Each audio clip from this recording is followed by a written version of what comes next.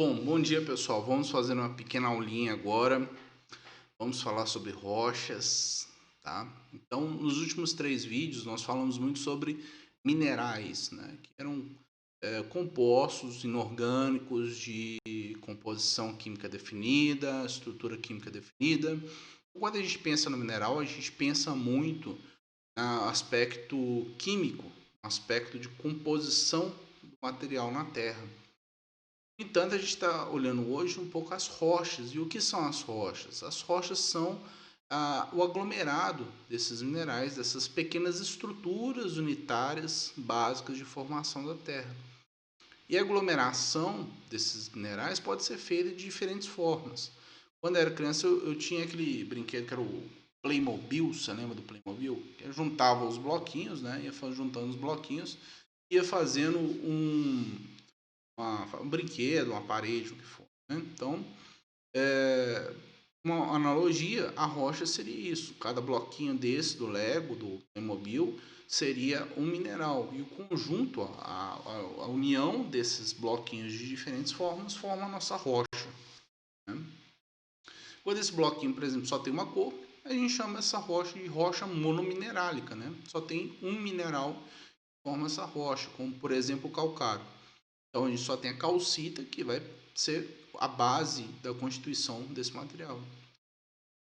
E essa rocha, né, ela vai conter minerais que são essenciais para a sua definição, ou seja, minerais que realmente definem essa rocha, e minerais acessórios. Quando a gente pensa, por exemplo, na pia lá da sua cozinha, você vai ver uma rocha, você vai ver um composto de minerais diferentes, provavelmente um granito, né? E esse granito ele vai ter ali composições que são minerais essenciais para a formação dele. São alguns feldspatos, quartzo e biotita, por exemplo. Né? E você tem alguns minerais acessórios. Então você pode ver, por exemplo, lá no banco, perto da sua casa, um granito que contém pirita ali dentro, dourado, né? E apesar de ser uma rocha diferente da que você tem em casa, esse material, essa rocha é a mesma, né? Por que, que a gente considera a mesma rocha, mesmo ela possuindo, né, algumas diferenças em composição? Porque esse arranjo, né, de minerais de diferentes formas poderia ser feito de infinitas formas diferentes. Né? Então, se nós considerarmos, né, minerais que são mais importantes para definir essa rocha, a gente consegue delimitar realmente o que é uma rocha em relação a outro tipo de rocha. Tá? Essa classificação, então, ela pode ser tanto modal como normativa. Modal, quando a gente analisa toda a composição daquela rocha, todos os elementos químicos que compõem a rocha, os minerais. Ou ela pode ser normativa, quando a gente pensa nesses minerais essenciais e avalia eles como a composição inteiriça da rocha, né? Desprezando esses minerais que são esses minerais acessórios. Tá? Essas são as classificações que a gente pode fazer, né, relacionando esses minerais à composição de minerais diferentes. Né? Sob o ponto de vista geológico, as rochas elas não são apenas esses agregados minerais, mas elas também são um registro histórico, né? Registro da história do planeta Terra, que se baseia principalmente no atualismo. O que a gente pensa com atualismo? A gente pensa o atualismo ele é a lei que define que fenômenos físicos, químicos e biológicos ao longo de toda a passagem da Terra foram os mesmos. Então, antigamente, se a gravidade se formava de uma certa forma, hoje ela também é do mesmo jeito. A gravidade muda a lei da gravidade ao longo do tempo de formação da Terra. Por isso, quando a gente observa uma rocha, por exemplo, uma rocha sedimentar formada de areia, praticamente areia, né, a areia compactada que vai se litificando, a gente sabe que no passado houve condições para que um material, que é um sedimento de areia, fosse depositado no local e aquele soterramento, aquele material tivesse pressão suficiente para ligar aqueles grãos e formar aquela rocha. Então, a chave para a gente entender o passado, e a geologia é uma ciência que ela estuda o passado, é entender o presente, os fenômenos físicos, químicos e biológicos do presente. Tá? Essa é o maior fundamento de toda a geologia. E à medida que se isso for uma vez descomprovado, cai por baixo todo o nosso conhecimento sobre geologia da forma como ela é. Tá? Bom, então, como eu disse, a nossa rocha é essa composição de minerais de diferentes tipos que vão se colando uns aos outros de forma diferente. Se a gente ver aqui nossa figura à esquerda, a gente vê aqui um granito, né? É uma rocha que provavelmente está lá na sua pia. Ela é composta praticamente dessa parte pretinha, que é a biotita, um feldspato, né? Nesse caso, provavelmente aqui é o ortoclaso, né? Essa branquinha aqui. E nós temos também quartzo. Então, esses são os minerais que são essenciais para a formação desse granito aqui, tá? E aqui nós temos uma outra rocha que tem exatamente os mesmos minerais que essa rocha aqui, que é o riolito ou riolito. Eu não sei pronunciar direito, mas assim, ela tem a mesma composição que essa, porém ela é uma rocha diferente porque esses grãos desses minerais estão mais finos, mais reduzidos em tamanho, né? E agregados de forma mais homogênea do que a gente vê na esquerda. Tá? Então não adianta pensar apenas na composição, na quantidade de minerais que tem nessa rocha, mas também na sua organização, no tamanho desses minerais, no grão, na organização desses grãos, que a gente chama isso de textura da rocha. E que a gente vê diferentes tipos de texturas, ou seja, de arranjos desses minerais de forma diferenciada. Então, um dos grandes trabalhos do geólogo é poder averiguar essas texturas, essa organização desses minerais, tentar entender isso num contexto geológico, né? No espaço, no tempo, né? Nos recursos minerais, no valor desses materiais. Então a gente performa então uma classificação dessas rochas a partir desse entendimento, desse arranjo desses minerais. Essas classificações são formas de a gente simplificar o nosso estudo. Qualquer tipo de classificação que você observar na ciência, ela ocorre de forma a simplificar um estudo, de forma a simplificar a nossa avaliação e ela tem uma utilidade. Existem classificações que não são classificações científicas, racionais, elas compõem parte da nossa vida. Né? Classificações políticas, por exemplo, como em Luanda, que teve uma guerra, né? Apenas por classificarem politicamente seres humanos de forma diferenciada, como se fossem diferentes uns dos outros, que não é de fato verdade. Então, tomem cuidado com classificações, sejam elas quais forem, principalmente classificações que são de âmbito político, elas podem ser muito perigosas, né? Se foram usadas por um contexto malicioso, de forma errada. Né? A gente observa isso no Brasil, né? A gente observa que existem essas classificações, o pessoal adora fazer classificações de todo mundo, mas tem um pouco de receio em relação a isso.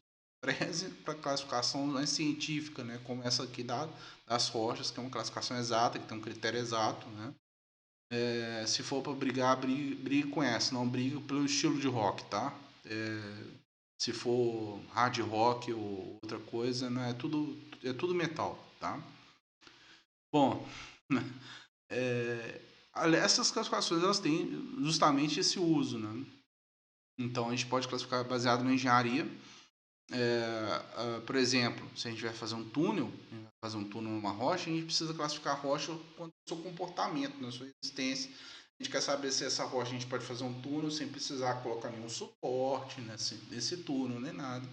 Então, a gente pode usar uma classificação de rochas baseada exclusivamente na sua utilidade. As rochas que são classificadas, por exemplo, quanto ao aspecto industrial, por exemplo, rochas que podem ser refratárias, né? São utilizados como minerais refratários para uso refratário. Nós temos uma classificação genética, que essa classificação é a base da geologia, é o que todo mundo vê na escola, na geografia, né? Que é a famosa rocha ígnea metamórfica e sedimentar, né? Isso, cansado de ver esses três aí, né? Lembro do meu professor falando isso. Mas ela não é o único tipo de classificação, mas é a classificação mais básica utilizada na geologia. A partir dela a gente deriva as outras classificações das rochas. Nós temos a classificação econômica, então quando a gente pensa em mineração, a gente pensa em minério, por exemplo, estéreo, que pode ser aproveitado economicamente, porque não tem valor econômico. Nós podemos até mesmo fazer uma classificação baseada no tempo de formação dessa rocha. Se essa rocha foi formada num período específico de formação da Terra. Tá? Isso tem implicações interessantes quando a gente pensa no estudo de geologia também. entender como essa rocha se comportou na formação do planeta Terra.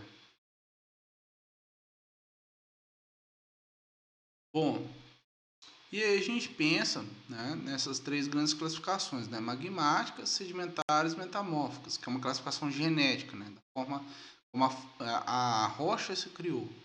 E a forma como essa rocha se criou, né, não depende exclusivamente da composição dela. Você pode ter rochas que são magmáticas, sedimentares, metamórficas, e as três terem a mesma composição, quantidade de minerais.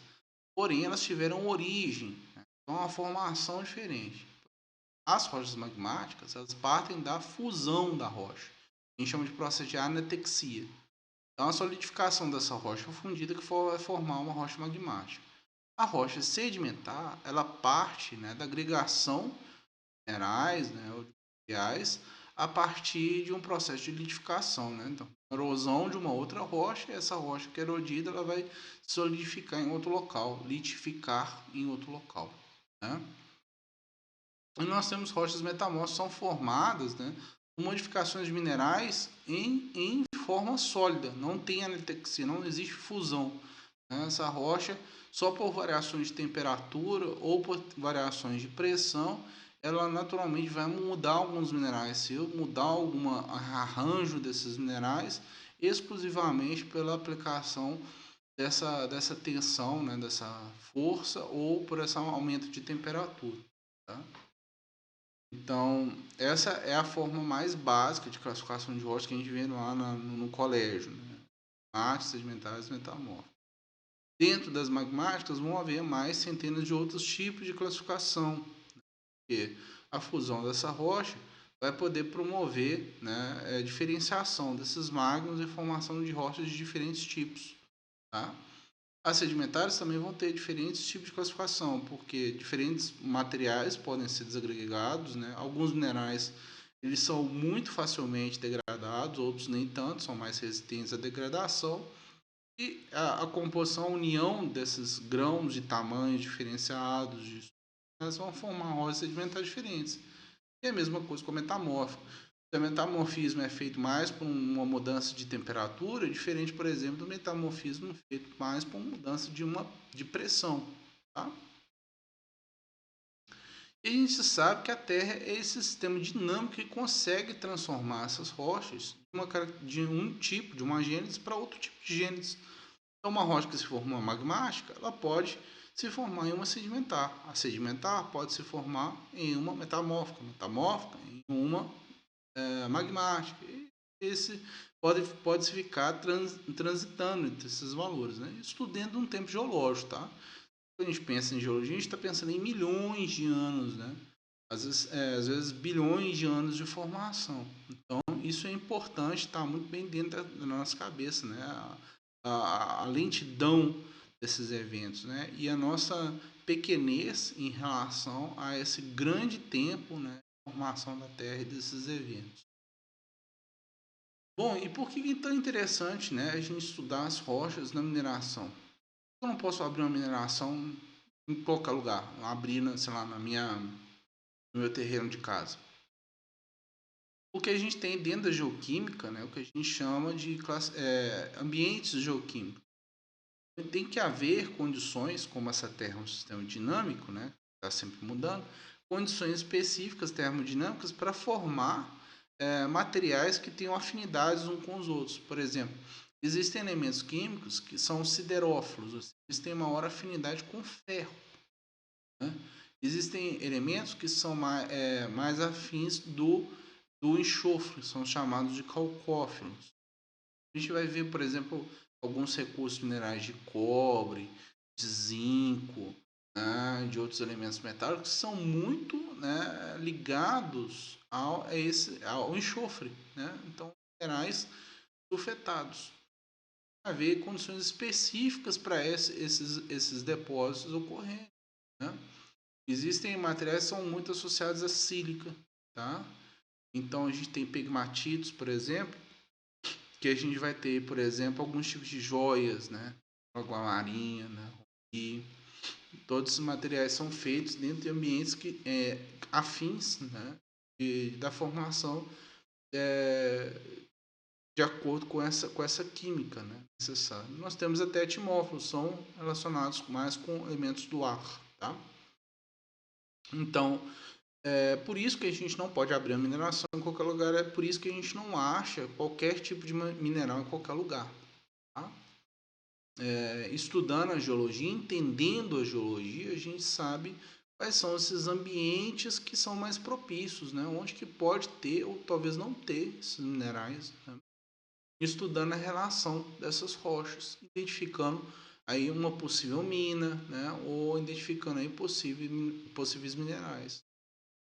Se você mora numa fazenda, se você mora num sítio e gostaria de aprender, né, sobre isso, existem muitos canais aí que mostram, por exemplo, o pessoal procurando alguns tipos de opala. Né? As opalas, por exemplo, são formadas nesse ambiente sedimentar, com material orgânico. Né? Então, é possível que, por exemplo, você ache lá, perto de uma determinada região da sua fazenda, né, um opala. Então, entendendo essa relação entre as rochas, a gente consegue saber como a gente acha, aproveita e encontra esses minerais. Por isso é tão importante a gente entender geologia no contexto da mineração. Tá? Bom, é isso que é feito, por exemplo, aí dentro de mapas geológicos do Brasil, né, e do mundo afora, né? Os geólogos ficam tentando bater na cabeça para poder entender a relação entre esses tipos de rochas diferentes, né? Regiões que são regiões mais propícias ou não à formação de determinados. Tá? Então, é por isso que a gente tem esses mapas que a gente vai tentando encontrar regiões onde tenham mais depósitos minerais, são mais compatíveis. Tá? Se você tem, por exemplo, uma mina, né, de ferro perto da sua casa, então você mora em Tabira, provavelmente você vai encontrar, né, regiões que tenham alguns minerais associados a esse ferro próximos. Aí. Você pode encontrar alguns minerais relacionados a esse depósito mineral que já está naquele local. Tá? Muitas vezes os geólogos, os engenheiros de minas, tentam procurar, né, ou correlacionar minas que já se conhecem, ou regiões onde já se conhece, com regiões mais próximas para tentar encontrar esse depósito no local mais próximo. Né? Que tem alguma condizência, né, com esse ambiente geoquímico, né, de formação dessas. Então esse aí é o princípio, né, de formação de rochas, né? A gente entendeu o que é rocha. Rocha é esse agregado de minerais, né? Ela pode ser classificada de diversas formas, com o seu uso, né, com sua gênese, né, que enquanto a gênese a gente tem aquela classificação de geografia lá entre rochas ígneas, metamórficas e sedimentares, que a gente sabe que essas rochas e a formação, essa união desses diferentes elementos nas rochas, ele não é formado por acaso, é formado segundo leis, né, e o entendimento dessas leis propicia a gente encontrar novos depósitos, novas regiões com novas riquezas, né, e entender o nosso passado, a nossa história em relação à geologia. Tá? Muito obrigado, agradeço aí por terem assistido essa aula. Espero que possa ter ajudado alguém. Sou grato. Fiquem com Deus.